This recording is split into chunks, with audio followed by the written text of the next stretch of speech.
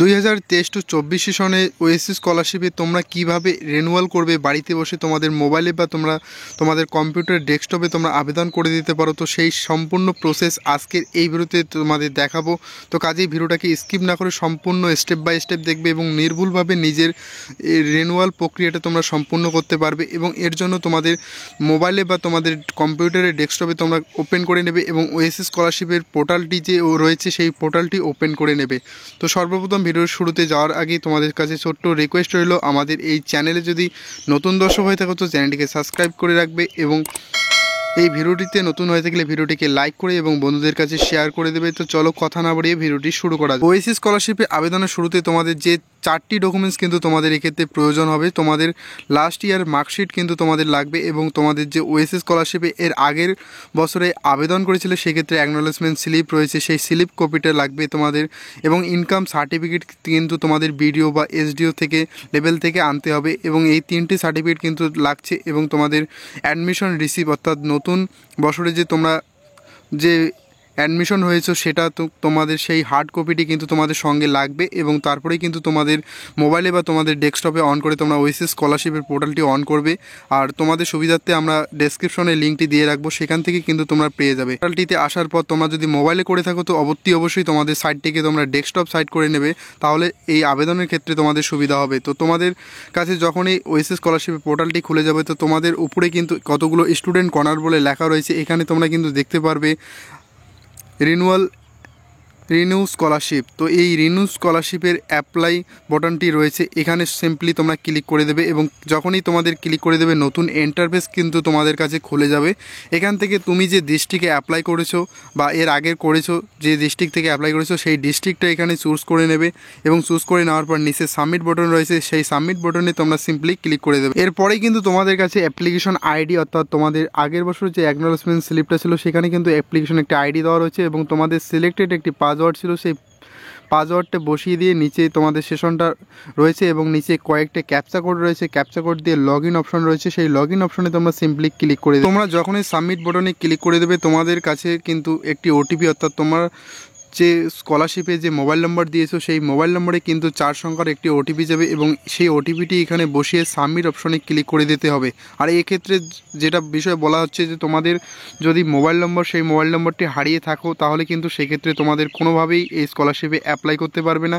যে মোবাইল নম্বরটি এর আগের বছর ইউজ করেছো সেই মোবাইল নম্বরটি কিন্তু এক্ষেত্রে প্রয়োজন এবং ওটিপি অবশ্যই সেই মোবাইল নম্বরে আসতে হবে, না হলে কিন্তু তোমরা স্কলারশিপটি রিনিউয়াল করতে পারবে না। তো আমরা এখানে যখনই সাবমিট বাটনে ক্লিক করে দেবো তো আমাদের কাছে নতুন একটি ইন্টারফেস খুলে যাবে এবং এখানে তোমরা দেখতে পারবে তোমাদের পুরো ডিটেলসটা কিন্তু এখানে দেখাবে এবং তোমরা দেখতে পাচ্ছ অন স্ক্রিন কিন্তু আমার সম্পূর্ণ ডিটেলসটা কিন্তু এখানে দেখাচ্ছে। অর্থাৎ এই অ্যাপ্লিকেশনটা আমি আমার নিজের অ্যাপ্লাই করছি। তো তোমরা দেখতে পাচ্ছ আমার এখানে নেম এবং অ্যাপ্লিকেশন আইডি, পোস্ট ম্যাট্রিক এবং আমার কি রয়েছে সমস্ত কিছু ডিটেলস কিন্তু এদিকে দেওয়া থাকবে।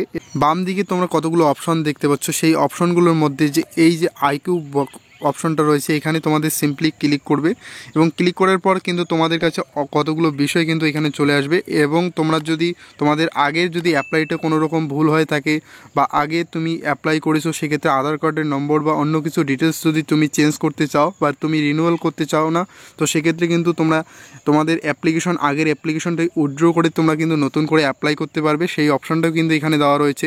এবং আমরা এখানে রিনিউয়াল করব সেহেতু আমরা নিচে যে স্টেপ 1 ভেরিফাই ডিটেলস রয়েছে আমরা সেখানে ক্লিক করে আমরা এগিয়ে যাব। তো যখনই আমরা স্টেপ 1 ভেরিফাই ডিটেলসগুলোতে ক্লিক করব তো আমাদের সম্পূর্ণ আগের যে ডিটেলসগুলো রয়েছে সেই ডিটেলসগুলো কিন্তু আমাদের কাছে এখানে শো হয়ে যাবে। আমরা সিম্পলি নিচের দিকে এগোবো এবং নিচের দিকে এগিয়ে সাবমিট বাটন রয়েছে সেই সাবমিট বাটনে আমরা সিম্পলি ক্লিক করে দেবো এবং ক্লিক করে দেওয়ার পর কিন্তু এখানে কিন্তু তোমাদের ফর্মটা ফিল আপ করতে হবে। প্রথমেই তোমাদের কাছে কিন্তু তোমাদের আপলোড সার্টিফিকেট লাগবে, অর্থাৎ তোমাদের যে সার্টিফিকেট ইনকাম সার্টিফিকেটটা নিয়েছো সেই ইনকাম সার্টিফিকেট কিন্তু এখানে চুজ ফাইল করে তোমাদের জেপিজি আকারে 500 কেবির মধ্যে কিন্তু কম হতে হবে, তার মধ্যে কিন্তু এখানে আপলোড করে দিতে হবে।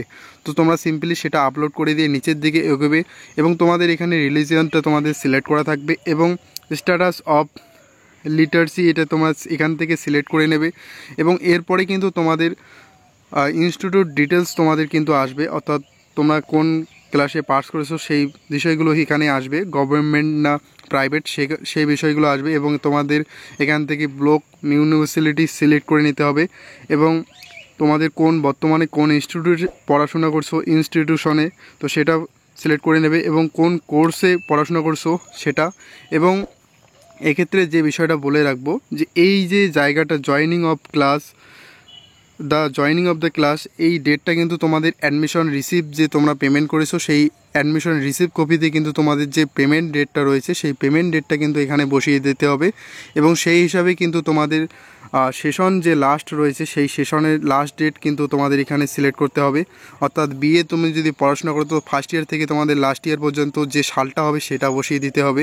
এবং এরপরে কিন্তু উপরের দিকে আরও কতগুলো বিষয় তোমাদের দিতে হবে। অর্থাৎ তোমাদের লাস্ট যে এক্সামিনেশন রয়েছে তোমাদের মার্কশিট ডিটেলসটা কিন্তু এখানে দিতে হবে। টোটাল মার্কস তোমরা কত পেয়েছো, কত অ্যাটেন্ডেন্স তোমাদের রয়েছে, তোমাদের কোর্স কবে কমপ্লিট হবে সেটাও কিন্তু তোমাদের এখানে দিয়ে দিতে হবে। এবং নিচে তোমরা যদি হোস্টেলার হয়ে থাকো তো হোস্টেলার ডিটেলসগুলো তোমরা এখানে ইয়েস আর নো করে দিয়ে তোমাদের সেই ডিটেলসগুলো কিন্তু তোমরা দিয়ে দিতে পারো। এবং এরপরে কিন্তু তোমাদের সম্পূর্ণ ডিটেলসগুলো কিন্তু আগে থেকেই দেওয়া রয়েছে। অর্থাৎ তোমাদের অ্যাকাউন্ট নম্বর, তোমাদের আইএফসি কোড এবং আধার নম্বর সমস্ত কিছু ডিটেলস কিন্তু এখানে দেওয়া রয়েছে।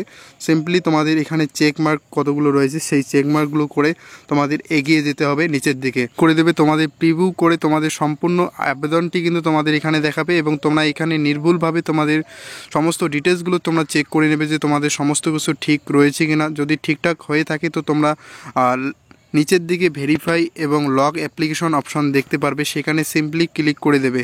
তো যখনই ক্লিক করে দেবে তোমাদের কিন্তু শিওর হওয়ার জন্য কিন্তু তোমাদের কাছে একটি ওকে অপশন চাইবে এবং ওকেতে তোমরা যদি ক্লিক করে দাও আবারও কিন্তু তোমাদের যে রেজিস্টার্ড মোবাইল নম্বর রয়েছে সেই মোবাইল নম্বরে কিন্তু একটি ওটিপি চলে যাবে সঙ্গে সঙ্গেই।